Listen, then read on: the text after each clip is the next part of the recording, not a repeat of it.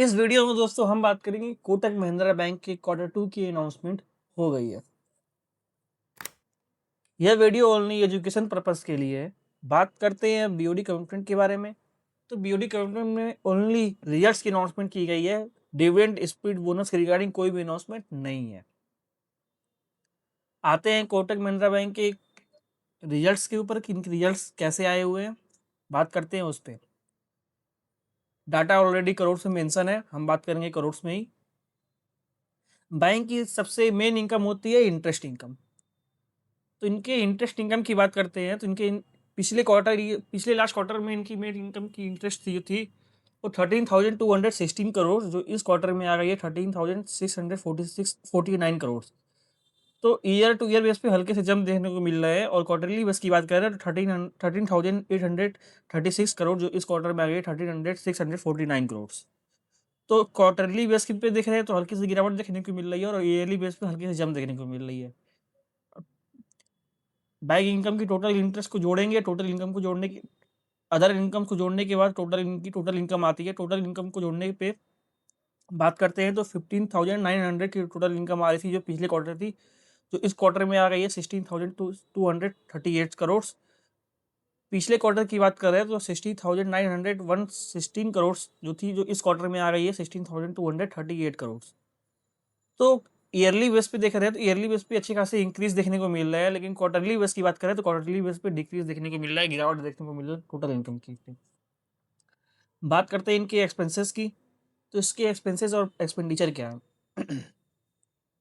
तो आते हैं इनके एक्सपेंसेस की। तो पिछले लास्ट क्वार्टर में बात कर रहे हैं तो 10,801 करोड़ जो था, 108 करोड़ था, इस बार आ गया है 10,970 करोड़। और पिछले ईयर क्वार्टर की बात करें तो 11,352 करोड़ था।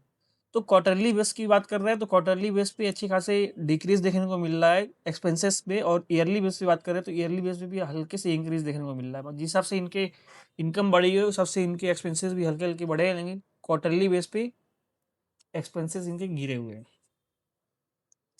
आते हैं कंपनी के प्रोविजन की। कंपनी का प्रोविजन के हिसाब से बात करते हैं उस पर।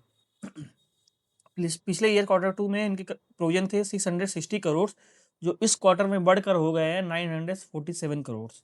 अब पिछले ईयर क्वार्टर की बात कर रहे हैं तो 1207 करोड़ से इस क्वार्टर में हो गए 947 करोड़। तो क्वार्टरली बेस पे तो ये प्रोविजन इनके कम हुए हैं, अच्छी बात है। और कहते हैं ईयरली बेस पे देख रहे हैं तो ईयरली बेस पे अच्छी खासी इंक्रीज देखने को मिल रहा है इनका प्रोविजन। बात करते हैं कंपनी के नेट प्रॉफिट की। तो कंपनी के नेट प्रॉफिट पिछले ईयर क्वार्टर में क्या था, 3,343 करोड़, जो इस क्वार्टर में हो गया 3,253 करोड़। और पिछले ईयर क्वार्टर की बात कर रहे हैं तो 3,281 करोड़ से इस क्वार्टर में आ गया 253 करोड़। तो क्वार्टरली बेस पे देख रहे हैं तो क्वार्टरली बेस पे हल्की सी गिरावट देखने को मिल रही है, और ईयरली बेस पे बात करें तो ईयरली बेस पे हल्की सी जंप देखने को मिल रही है। एज ए मिस देखने को मिल रहा है, रियल में कुछ खास देखने को मिल नहीं रहा है। बात करते हैं इनकी ईपीएस की। अर्निंग पर शेयर, इनका अर्निंग पर शेयर जिस हिसाब से इनकी प्रॉफिट में देखने को मिल रहा है उस हिसाब से इनका ईपीएस भी देखने को ही मिल रहा है। पिछले लास्ट Q2 की बात कर रहे हैं तो 16.82 था, जो इस क्वार्टर में आ गया 16.36। तो ईयरली बेस पे इनके ईपीएस भी गिर चुके हैं। क्वार्टरली बेस की बात कर रहे हैं तो 16.51 था, जो इस क्वार्टर में आ गया 16.36। तो क्वार्टरली बेस पे भी इनके ईपीएस गिरे हुए हैं और ईयरली बेस पे भी इनके ईपीएस गिरे हुए देखने को मिल रहे हैं। बात करते हैं कंपनी के नेट एनपीए के बारे में। तो इनका एनपीए के हिसाब से पिछले क्वार्टर की ईयर की बात कर रहे हैं तो 6,033 करोड़ था, इस क्वार्टर की बात कर रहे हैं तो 6,479 करोड़ आ गया है। पिछले क्वार्टर की बात करें तो पिछले क्वार्टर में 6,636 करोड़ था, जो इस क्वार्टर में हो गया है 6,479 करोड़। नेट एम्पियर की बात करें तो पिछले Q2 में 1,723 करोड़ था, जो इस क्वार्टर में आ गया है 1,490 करोड़। पिछले क्वार्टर की बात करें तो पिछले क्वार्टर में 1,530 करोड़ था, इस क्वार्टर में आ चुका है 1,490 करोड़। तो एनपीए भी इनके अच्छे खासे गिरे हुए दिख रहे हैं। मतलब ये प्लस पॉइंट है कि इनके एनपीए कम हुए हैं। एज ए क्वार्टरली बेस पे तो इनके एनपीए कम हुए हैं, लेकिन ईयरली बेस पे भी इनके अच्छे खासे एनपीए हल्के फुल्के कम देखने को मिल रहे हैं।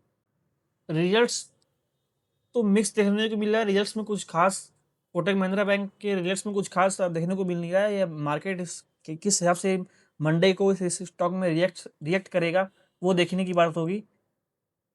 इस वीडियो को यहीं पे एंड करते हैं। अगर ये वीडियो आपको पसंद आए तो लाइक, कमेंट, सब्सक्राइब कर दीजिएगा। मिलते हैं नेक्स्ट वीडियो में कोई नए अपडेट के साथ। थैंक यू दोस्तों।